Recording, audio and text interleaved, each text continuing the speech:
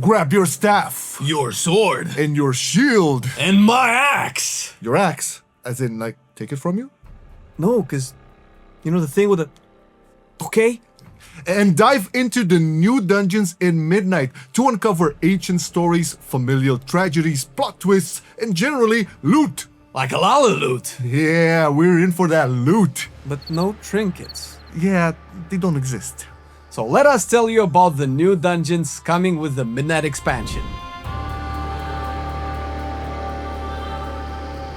Starting off with maybe one of the most obvious ones, Windrunner Spire is one of those dungeons where we really want to tell you what's up, but we really can't with the risk of spoiling the fun.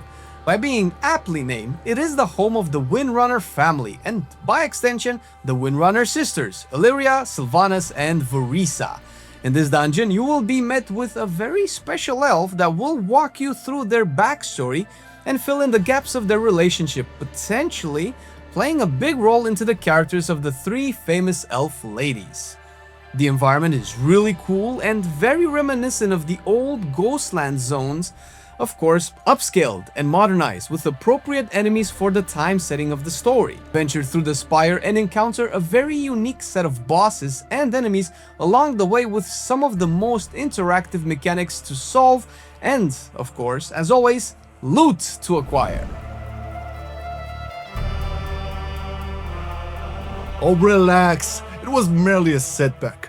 But not this time. Yes, this is the return to this dungeon, but I have to say, it is almost unrecognizable. And hey, listen, I won't spoil it to you, but this is where I imagine I would be whenever I was dreaming of getting that wizardry letter to invite me to a super secret school of witchcraft and wizardry. The terrace is under Blood Elf control, thank you very much, but something is happening here, something that we need to continue our journey in stopping Xal'atath's plans, and we have to break in at the expense of the station Blood Elf guards.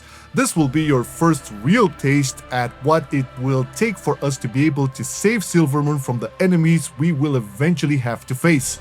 Journey from the libraries of the terrace all the way up to its roof. Roof? Yeah, roof. Is that what they call it? Okay, it's a magical roof. Now, leave me alone. Where was I? Oh yeah, all the way up to the magical roof to stop the dreadful Dominar.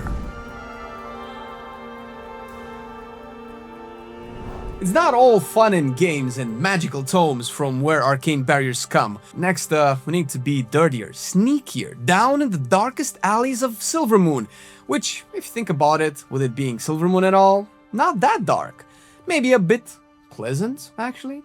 I may have lived in Undermine for way too long. But Murder Row, the most ominous part of Silvermoon, is now a cool dungeon where a faction of blood elves are still trying to play with fel and demons, and we all know how that went last time.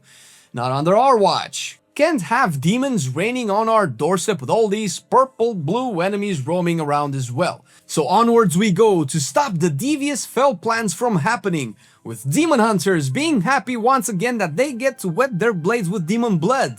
Not advisable for drinking though, may turn skin green.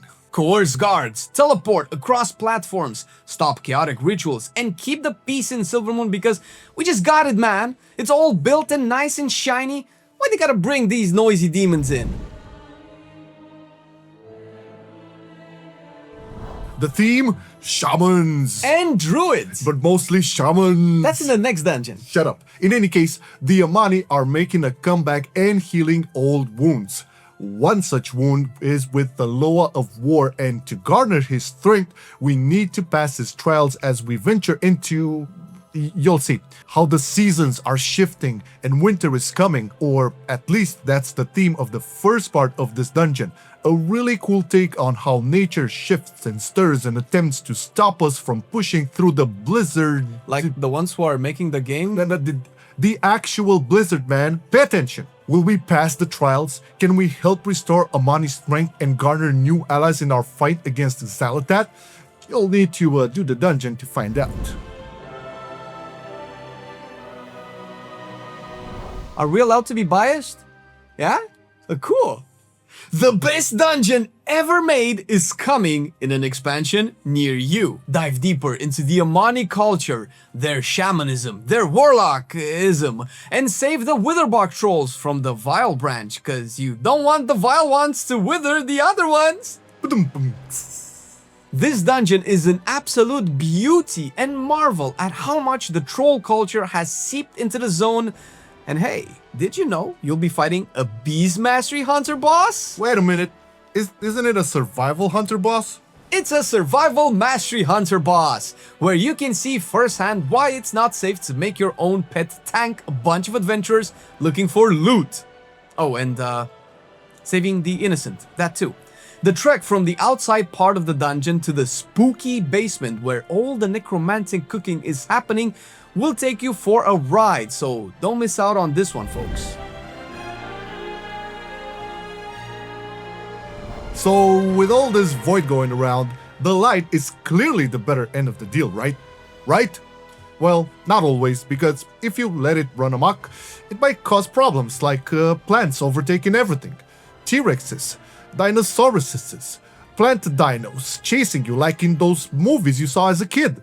This dungeon has everything. No, really, a council boss where you fight 3 enemies at a time, the aforementioned dino plant, a plot twist that will not be disclosed, and finally, a big, light, corrupted tree. Because if we learn anything so far, kids, is that you need to take things in moderation, even the light. Take a break from all the blue and purple of the void and cleanse your eyes with some warm colors and see what the Horror have to contend with if we will not help their cause. Delving into dungeons is not all fun and games, you know, unless you are Voidscar Arena owner Karanos. Charanos? Because, what, the Void cannot have fighting pits? And fighting in the pits you will for the first part of the dungeon as we try to make our way and stop this insidious Dominar and his choice of entertainment. We have every type of enemy here. Sethrak? Check. Tuskar? Check, check, check. Ogres? Oh, you know we got 'em all, brother. Have a little fun. Stop worrying about plot twists, histories, and deeper meaning. Sometimes, we just gotta take the fight to the enemy, and that's what we are going to be doing in Voidscar Arena. It's tough fighting an almost all-god level threat and trying to outsmart her at every step. Sometimes that doesn't go as planned, right? In Nexus Point, we wrestle with loyalties and fend off the Void and the Shadow Guard at the same time. Magical technology and Void powers seem to go pretty well together, and definitely not in our favor. Can you reason with the Void? How about its corruption? What will this war take to win or claim as a sacrifice? The stories in Midnight hit a climax with the new approach to dungeons. And you will definitely want to be there for when the plot thickens.